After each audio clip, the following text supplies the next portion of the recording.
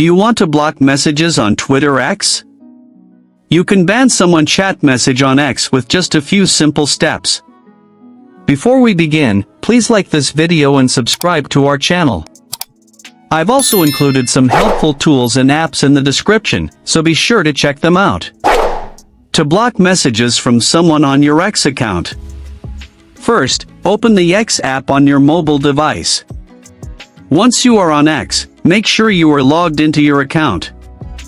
Then tap on the messages icon at the bottom of the screen.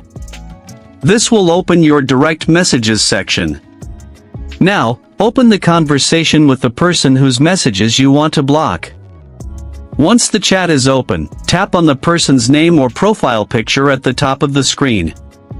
This will open their profile or conversation details page. Now, tap on the 3 dots More Options menu.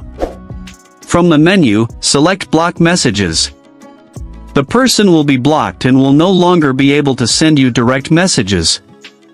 You can unblock them later from their profile if you decide to allow messages from them again.